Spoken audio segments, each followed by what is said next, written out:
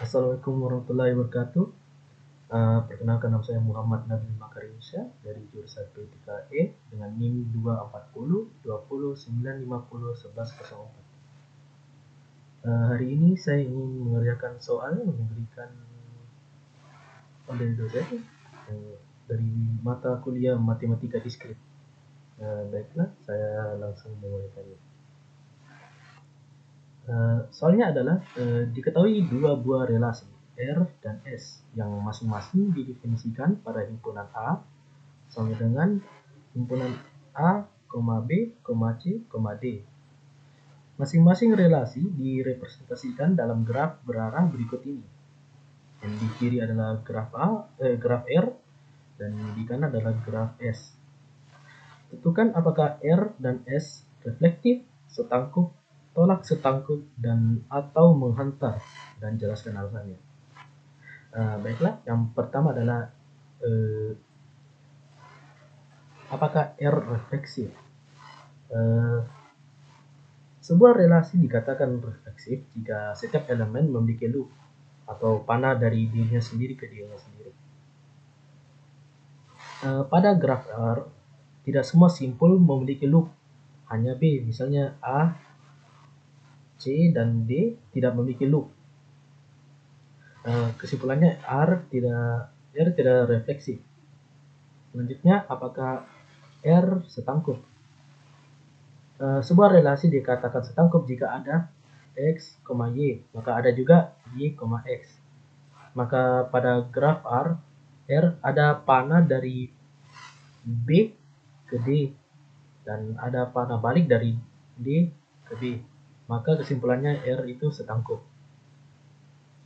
Selanjutnya, apakah R itu tolak setangkup atau antisimetri? Relasi disebut tolak setangkup jika ada X, Y dan Y, X. Maka harus X sama dengan Y, hanya loop yang diperbalikan.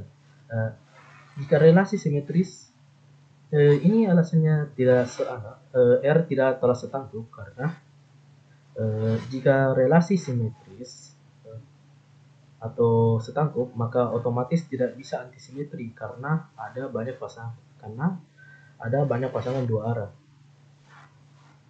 Selanjutnya, apakah R itu menghantar atau transitif?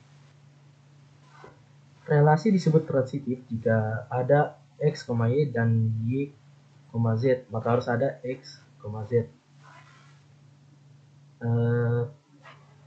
Di R, A ke D dan D ke C. Tetapi karena A ke C tidak bisa, maka grafik R tidak bisa transitif. Atau kesimpulannya juga R tidak menghantar. Dan selanjutnya untuk graf S.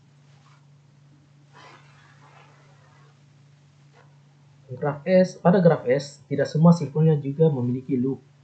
Misalnya A dan D tidak memiliki loop seperti ini, hanya B dan C. Jadi kesimpulannya S tidak refleksif. Selanjutnya, apakah graf S itu setangkup atau simetris?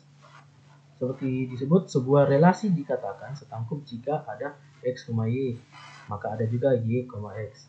Pada graf S, A dan A ke D dan D ke A, dan karena panah memiliki pasangan baliknya,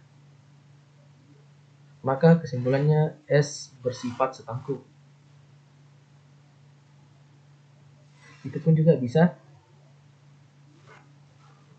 A ke C dan C ke A. Selanjutnya, seperti di graf R,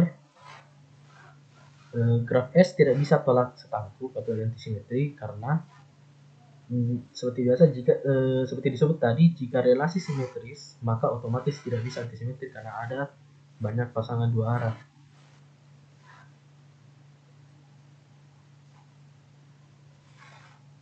Selanjutnya, apakah graf S menghantar?